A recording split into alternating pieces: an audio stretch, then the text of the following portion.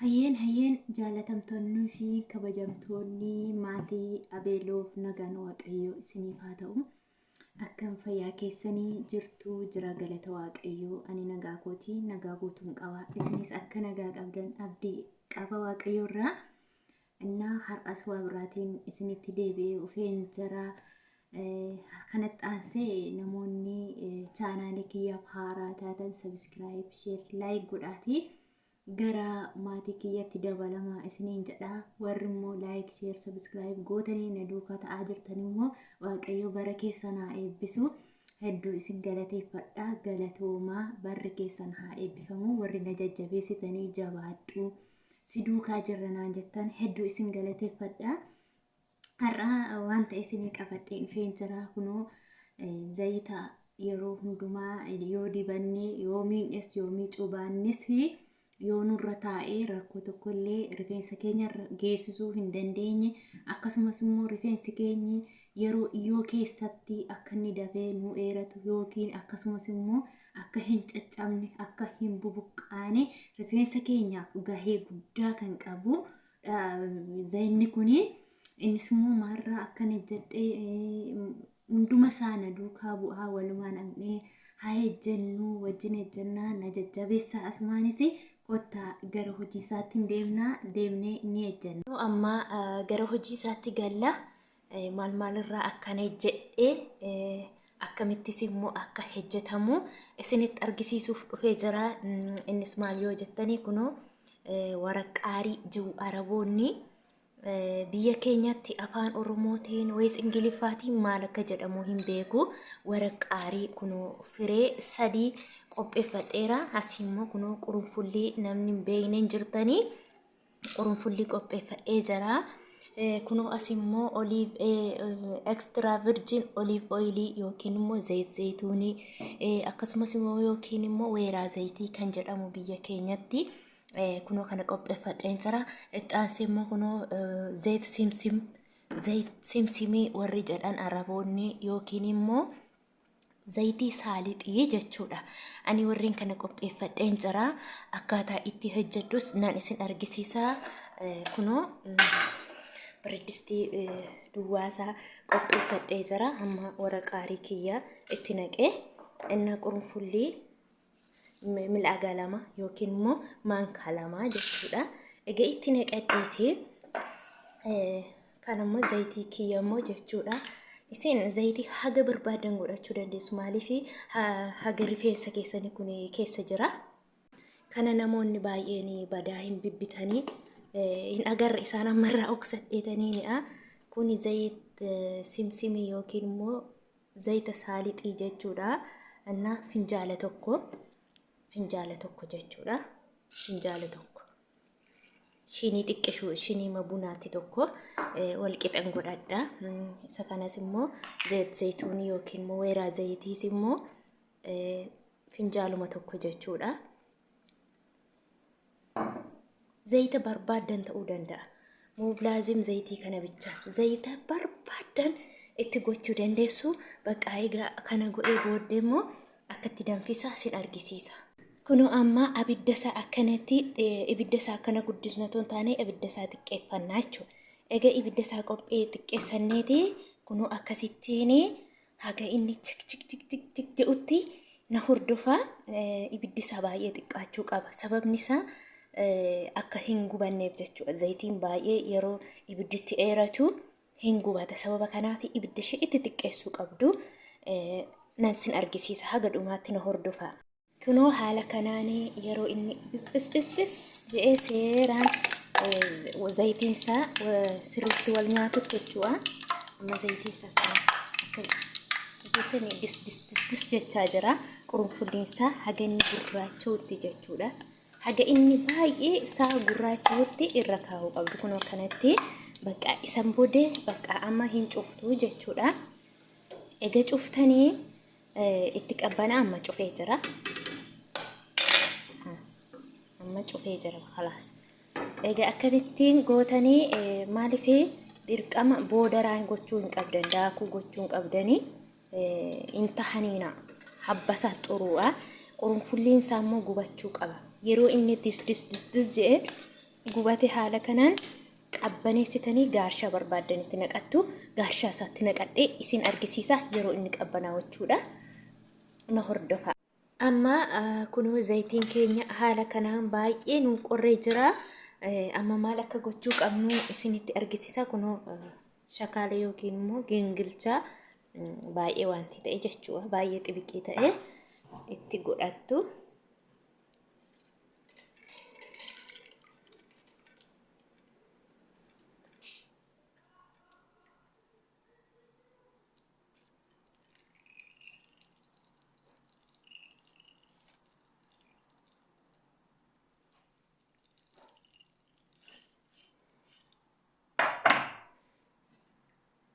Kunoo egaa akkasitti calalattanii amma baay'ee qorreera. Sababa ani kanatti naqee fi ishee kanaaf je'eena. Isheen kun akkatti naanaqxuu fi bakka amma nuti kana booddee jechuudha. Kunoo kanatti naqanna. Egaa qabbanaa'ee malee immoo pilaastikiitti akka hin naqne.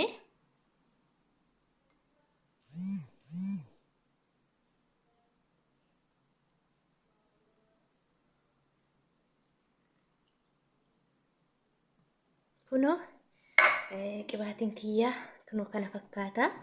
Haala kanaan qopheeffadhee jira. Kunoo amma aqee dibadheen immoo isin argisiisa jechuudha. Aleen jaalatamtoota kiyyaa kunoo deebi'inee ufnee zarraa maarraa akka jedhee isinitti argisiisee jira. Walumaan ilaalleerra. Innaa amma gara dibachuu isaatti yeroo dhaqu rifeensa kiyyatti yeroo hundaa yeroo dibadhu kunoo haala kanaan yeroo baay'ee dibadhee baay'ee bu'aa guddaa irraa argadhee jira. Galanni Waaqayyoof haa ta'u. Kunoo yeroo hundumaa dibattanii yeroo rifeensa keessa miiccanii kaatanis dibattanii maasaajii yoo gootanii wayi foolii hin qabu. Wayi bakka rifeensi keessan akka ajaa'ibaatti liisliissi isinii jedhee akka innitti nama mararu dhugaa dubbachuuf baay'ee nama marara. Amma kuni waan tokkofame fakkaata miicee engadda kaleessa dura miti. Kaleessa dura kan ani viidiyoo isinii hojjedhe waa'ee rifeensaa irratti dibata dibatamuu qabu isinii hojjedheen jira. Dibadhee miiccadhe yeroo miicuu yeroo hedduu isinitti argisiisuu hin dandeenye maaliif bakki ani jiru bakka miiccadhutti naan mijataa miti. Isa kanaaf jecha viidiyoo waraabee isinitti argisiisuu hin dandeenye yeroo miicuu. Inna engadda akkuma miiceeni kunoo qibaatii engadda isinitti argisiisa sana isatti godheeni bakka afuritti hiree ashame. Kunoo amma hiikee kunoo kana fakkaata. Rifeensi kiyya durumattuma uumaa rabbii diimaadha isiniin jedhee jira. Rifeensi koo diimaadha.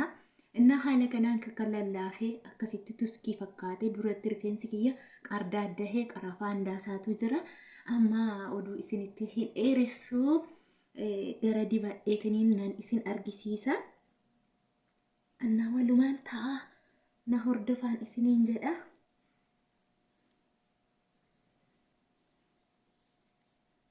Yeroo gabaabaa keessatti dhugaa viidiyoo kana seeraan dhaggeeffadhaa. Yeroo gabaabaa keessatti akka rifeensi keessan akka ajaa'ibaatti isinii fi sirratu dhugaa abdiin qaba. Baay'ee isinii sirrata. Ani mataa kootii waan argeeruu fi'a. Baay'ee naa sirratee jira. Inna kanaaf isinis immoo akka isiniif sirratu abdiin qaba. Rifeensa keessa yeroo zayita itti dibdanii bakka afuritti hira. Akkasitti maaliif akka inni maasaajii gochuun isinitti tolutti jechuudha. Hunda isaa bakka tokkotti yoo goone keessa nuu galuu dhiisuu danda'a. Isa kanaaf kun akkasitti hiraa wal qaqqabsiisadha. Kunoo amma zayitii kiyyaa qopheeffadhee jira. Maasaajii godha itti godhetaniin jechuudha. Kunoo uraan ishee qalloodha.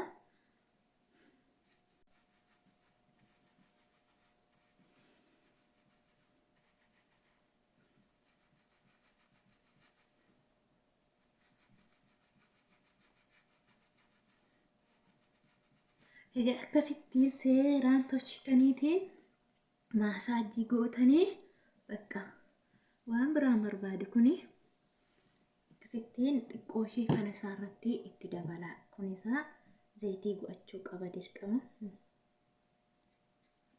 caccabsaa jechuudha. Hammataa keenya caccabsuu gogiinsa. Baay'ee yeroo goggoguu hin caccabaa, yeroo fillu hin caccabaa, yeroo ciisnu yeroo kaanu hin caccabaa, yeroo harkaan caccabu qaqqabnu hin caccabaa. Hijaabattan maraa eenyu arga jettanii rifeensa keessan akka itti naasofne rifeensa keessan kunuunfachuu qabdu. Ana amma waggaa meeqa rifeensi kiyya qilleensa argeen beeku. Akka an qilleensan agarreetti yoona rifeensi dhumee hanqomaa tahee bakka akka fuula koo kanaa ta'u rifeensi kan kooti ture. Dhugaa waaqaatii galgala yeroo rafuu shaffana irra faa guyyaa immoo hijaaban uffadhaa shaarbii miti sayyuu hijaaba koo umarratti uffadhee isin argisiisa hijaaba kiyya. Innaa ispeeshaal keessumaa ijoollonni Saawudii Arabiyaa jirtanii hijaaba uffattu warri xalabaa jirtan jechuudha. Dirqamaa warra xalabaan jirrillee egaa shaarbii uffachuu dandeessu. Nuti immoo waan ijaa xalabaa taanee fi waan isaan jedhan malee uffachuu hin dandeenyu. Ana kun argitanii kun akkasittiin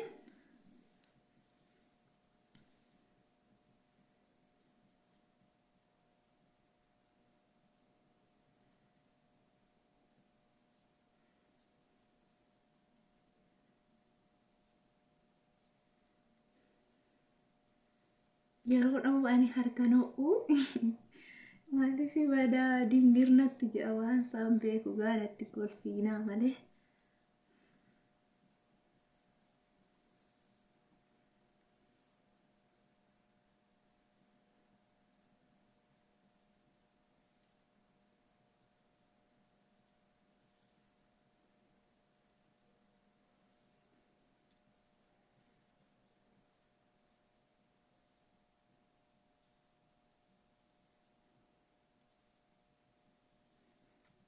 Natti golfiinaa siniin jedheera waama. Daddafeen namti kutu shat go'ee rifeensa isaa baay'isee ofirratti bareechee dhaata. Yaa ani akkanumatti gonogona harki koo ni'amee maaliif akka ta'e hin beeku. Duratti nan ahadhaan ture. Tunu akkasittiin haga qarqara isaatti dhahuu qabdu isa kana. Bareedu. Bareeda moo hin bareedu? Wayi bareeda wayi hin bareedu naan ja'a. Kana nutti fakkaarte immoo akkanaan hin jennee isa kanas akkuma sa'achiinee kun akkasitti lamatti biggodhaa bari. Hege lamatti gootanii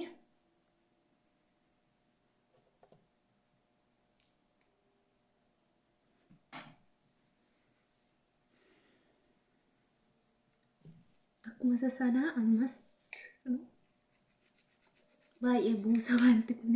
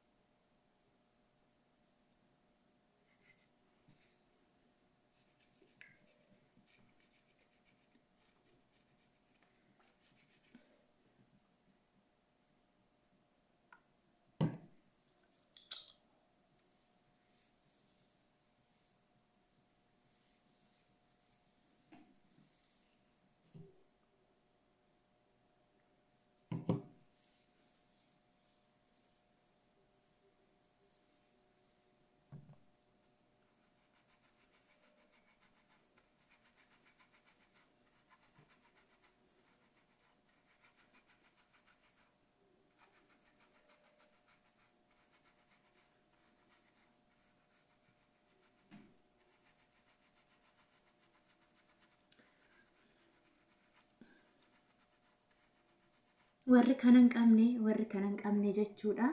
Kun akkanatti keessa keessan kana asii jala gashaatiin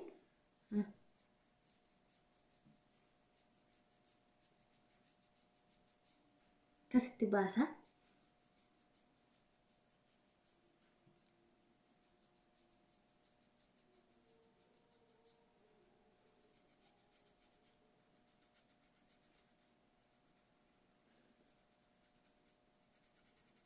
Mooflaayizim yaani ani isa itti ishee masaaji gootu kana hiiqabu warri jettani no waanuma qabantu qaban bakka hin qabu anu dura kana hin qabu harkuma koon hin godha ani ijoollota yuutuubii hojjetanirraa ilaalee harkuma koon hin godhadhaani harkuma kootiin malee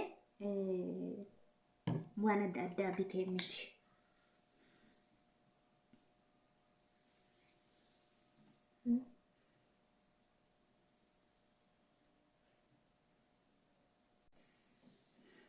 Kunuunsa kanasii haaluma sasanaanii dibee hunda isaa xumuree jira maasaajii godhee jira baay'ee namatti tola jiru baay'ee tokko dassi nama jedha shaalla yeroo biyya keenya galummoo akkasitti kanne rash goona innaa viidiyoo isinitti dheeresse yoo ta'e immoo ifama guddaa sanaa godha warroonni gaaffii qabdanii karaa keessaas yoo ta'e yoo barbaadan lakkoofsi kiyya isinii kaa'uu nan danda'a tiktookii kiyyarraas abeeloofiin jedha yoo barbaadan immoo azzalas isinii kaa'uu nan danda'a waan barbaadan na gaafadha gaaffii keessan immoo hanga hin danda'e immoo achuma jalatti illee maasaajii jalatti isinii deddeebisuu nan yaala innaa isin immoo na jajjabeessuu hin irraanfatina.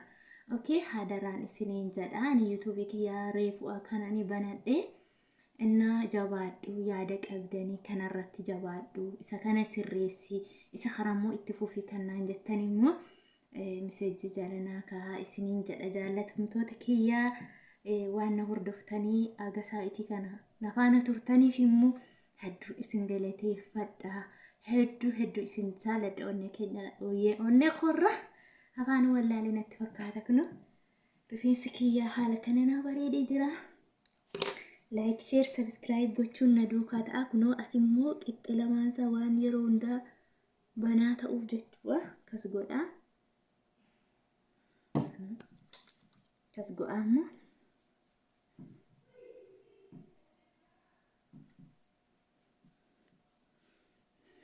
kuno